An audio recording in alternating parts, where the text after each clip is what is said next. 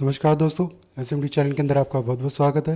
दोस्तों, इस वीडियो के अंदर हम बात करेंगे जस्ट डायल कंपनी के शेयर के बारे में।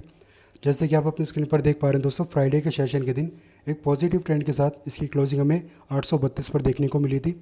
अब आपको ज़रूरी जानकारी मैं आपको देना चाहता हूं दोस्तों, 13 अक्टूबर यानी कि कल के दिन इस कंपनी के Q2 के रिजल्ट डिक्लेयर होने वाले हैं। तो देखते हैं दोस्तों कल इसके रिजल्ट कैसे निकल कर आते हैं और क्या पॉसिबिलिटी सभी चार्ट के ऊपर देखने को मिल रही है। अगर रिजल्ट अच्छा आता है या ख़राब आता है, क्या हमारे एंट्री और एग्जिट लेवल हो सकते हैं और क्या टारगेट हो सकते हैं, उसके बारे में हम बात करेंगे।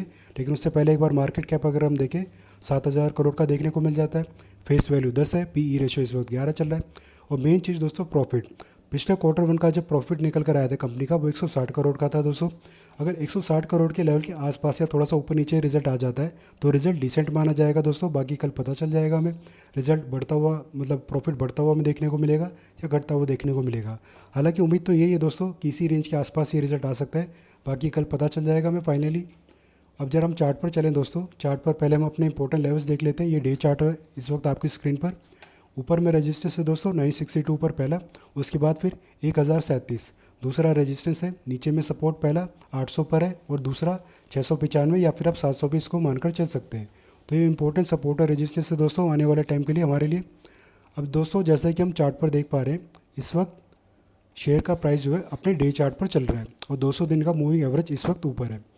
अगर दोस्तों कल के दिन रिजल्ट डिसेंट हमें देखने को मिल जाते हैं, मिले जुले से आ जाते हैं, यानी कि ना तो अच्छे ना ही खराब, और ऐसे में तेज़ी का ट्रेंड हमें देखने को मिल जाता है, तो निचले लेवल पर या फिर करंट लेवल पर किसी ने खरीदारी करे के स्टॉक में जिनका नज़रिया शॉर्ट टर्म का था, तो 200 दिन के मूवी एवरेज के पास जाने पर आप यहाँ पर प्रॉफिट बुकिंग करके एग्जिट कर सकते हैं। क्योंकि दोस्तों इसी लेवल के पास जाने पर, मतलब 200 दिन का जो मूवी एवरेज है, एक बार के लिए हमें दोबारा से रेजिस्टेंस यहाँ पर देगा ही देगा, यानी कि यहाँ से दोबारा से स्टॉक में नीचे की तरफ गिरावट आ सकती है। और दोस्तों रिजल्ट अगर ख़राब हमें देखने को मिल जाता है तो जो हमारा पहला सपोर्ट है 800 का, ये हमें टूटता हुआ देखने को मिल सकता है। तो ऐसे में दोस्तों 700 के आसपास तक ये हमें देखने को मिल सकता है स्टॉक, अगर ज़्यादा रिजल्ट ख़राब हमें आता हुआ देखने को मिलता है।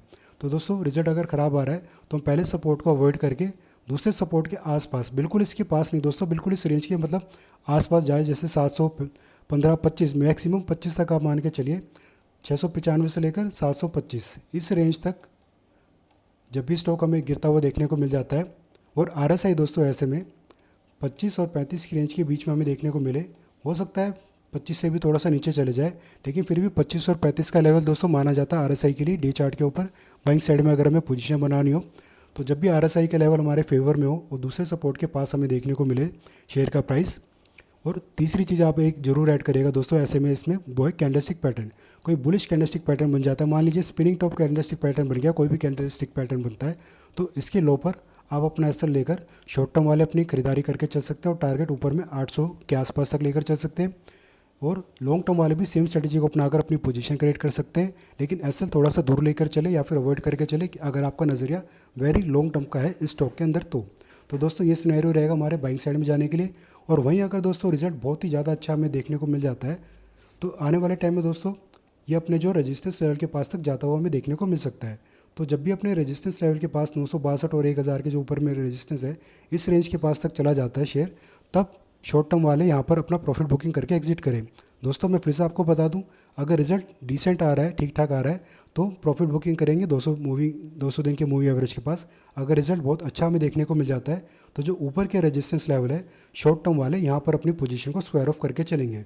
और लॉन्ग टर्म वाले दोस्तों जिनका नज़रिया लॉन्ग टर्म का है, 1500 के आसपास तक के आप अपने टारगेट लेकर चल सकते हैं। इस रेंज के आसपास आने पर आप चाहे तो प्रॉफिट बुकिंग करने के बारे में तब सोच सकते हैं। अगर आपको इसके ज़्यादा लंबे टारगेट चाहिए तो दोस्तों आप कम से कम Q3 के रिजल्ट तक वेट करिएगा। Q3 और Q4 इन दोनों के रिजल्ट कैसे निकल कर आते हैं इनको आप जरूर देखिएगा। अगर आपका नज़रिया इसमें लॉन्ग टर्म का है, मतलब साल भर तक अगर आप इसमें रुकना चाहते हैं, Q3 और Q4 के रिजल्ट तक आप यहाँ पर डेफिनेटली रुकिएगा ही रुकिएगा। उसके बाद आप अपने टारगेट डिसाइड करके चल सकते हैं और तब देखते हैं दोस्तों ये शेयर उस वक्त कहाँ पर होता है। तो दोस्तों ये कुछ हमारी स्ट्रेटजी रहेंगी, कुछ लेवल्स रहेंगे स्टॉक में ट्रेडिंग करने के लिए। और जो भी जानकारी मैंने आपको देने की कोशिश करी है इस वीडियो के माध्यम से स्टॉक के रिगार्डिंग, दी गई जानकारी अगर आपको अच्छी लगी हो, यूज़फुल लगी हो, तो वीडियो को लाइक करना, चैनल को सब्सक्राइब करना। धन्यवाद।